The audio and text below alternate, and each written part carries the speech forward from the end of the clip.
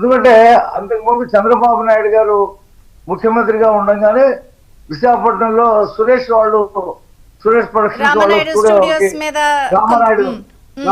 Ramanaidu studio స్థలం ఇవ్వడం జరిగింది. వాళ్ళు కొంత కట్టడం కూడా జరిగింది. జగన్మోహన్ రెడ్డి వచ్చిన తర్వాత స్టూడియోని లాక్కోవడానికి చేసినటువంటి ప్రయత్నం, వాళ్ళు కోర్టుకి వెళ్ళడం, కొంత భూమిని తీసుకొని వాళ్ళ కబ్జాలోకి తీసుకెళ్ళడం కూడా జరిగింది బెదిరించి.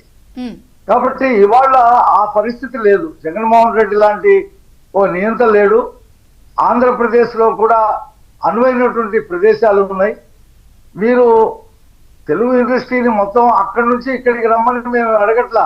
ఇక్కడ కూడా రండి, ఇక్కడ కూడా స్టూడియోలు కట్టండి, ఇక్కడ కూడా సమానంగా బాటలు వేయండి. అక్కడ కూడా ఉన్నారు,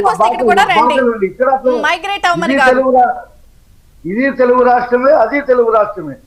తెలుగు ఫిల్మ్ ఇండస్ట్రీ అన్నప్పుడు రెండు చోట్ల కూడా మీరు కాన్సన్ట్రేషన్ చేయండి. హైదరాబాద్ ను వదిలేసి మీరు విశాఖపట్నము లేకపోతే అమరావతి రమ్మని మేము చెప్పట్లా. అక్కడ ఉండండి, ఇక్కడ ఉండండి. మీరు పెద్ద పెద్ద పెట్టుబడులు పెట్టేటువంటి నిర్మాతలు ఉన్నారు, ఇవాళ వేల కోట్ల రూపాయలు సంపాదించేటువంటి నటులు ఉన్నారు. మీ డబ్బుని, మీకున్నటువంటి ఎఫర్ట్ ని జన్మభూమి కూడా కొంత పెట్టండి అని చెప్పి అడుగుతున్నాం మేము. అంతేగాని హైదరాబాద్ ని వదిలేసి ఇక్కడికి రమ్మని అట్లా. విశాఖపట్నం అనువైనటువంటి ప్రదేశం.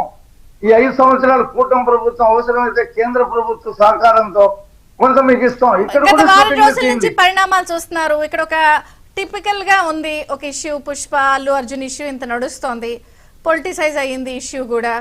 మరి ఈ నేపథ్యంలో మైగ్రేట్ అయ్యే అవకాశం లేదని మాక్సిమం ఇక్కడ ఉన్న వాళ్ళందరూ చెప్తున్నారు. అయితే ఒక్క నిర్ణయం అటు ఇటు రాష్ట్రానికి క్లాష్ ఏంటంటే బెనిఫిట్ షోలు, టికెట్ ప్రైజులు పెంచడం. మరి చంద్రబాబు గారు ఒక డిప్యూటీ సీఎం పవన్ కళ్యాణ్ గారు ఇండస్ట్రీకి సంబంధించిన వ్యక్తి, మరి వీళ్ళు ఏమైనా వస్తే దాన్ని పరిగణలోకి తీసుకుంటారా?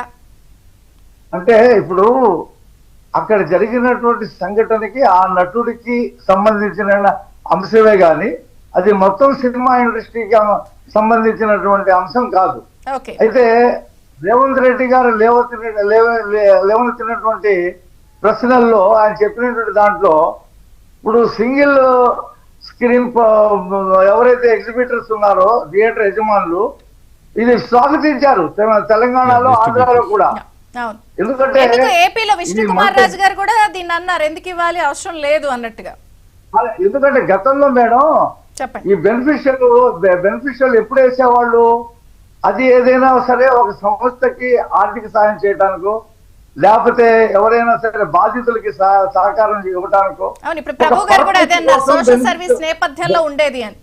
నేపథ్యంలో వేసేవాళ్ళు, బోర్డు కూడా పెట్టేవాళ్ళు. పెట్టి ఆ బెనిఫిషియల్ డబ్బులు వాళ్ళకి అందజేసేవాళ్ళు, ప్రభుత్వానికి ఇచ్చేవాళ్ళు.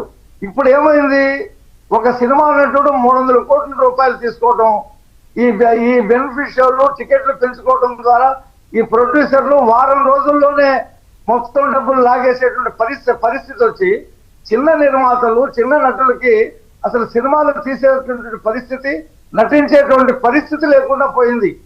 కాబట్టి దీన్ని మొత్తం కూడా ఏదో ఒక పాయింట్ లో ఇది వచ్చింది కాబట్టి దాన్ని రేవంత్ రెడ్డి గారు లేవనెత్తాడు కాబట్టి సినిమా ఇండస్ట్రీ కూడా మొత్తం సినిమాలు సింగిల్ థియేటర్స్ లో చూసేలాగా సినిమాలు ఉండాలి, టికెట్ రేట్లు ఉండాలి, నటులందరికీ కూడా అవకాశం ఉండాలి, చిన్న నిర్మాతలు కూడా సినిమాలు తీయగలిగినటువంటి పరిస్థితిని సమీక్షించాలి. ఇవాళ ఏమైంది, 5-6 మంది నటులే పెద్ద పెద్ద సినిమాలు తీస్తున్నారు.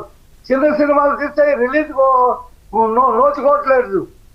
అవన్నీ కూడా ప్రాబ్లమ్స్ ఉన్నాయి. ఈ ప్రాబ్లమ్స్ మరి ఇప్పుడు గతంలో జగన్ గారి ప్రభుత్వం హయాంలో ఇండస్ట్రీ అంతా వెళ్లారు, అప్పుడు జరిగిన ఇష్యూస్, టికెట్ల రేట్లు 10 రూపాయలు చేశాడు, ఇలా అన్ని చూసాం.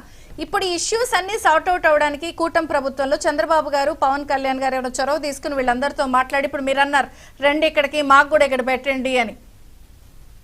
అవును, ఇప్పుడు మేము హైదరాబాద్ లో ఐటీ ఇండస్ట్రీ ఉందండి, చంద్రబాబు నాయుడు గారు దాన్ని ప్రమోట్ చేశారు, ఇక్కడ కూడా చేస్తున్నారు. అలాగే హైదరాబాద్ లో సినిమా ఇండస్ట్రీ ఉంది, ఇక్కడ కూడా ప్రమోట్ చేస్తామని చెప్తా ఉన్నారు.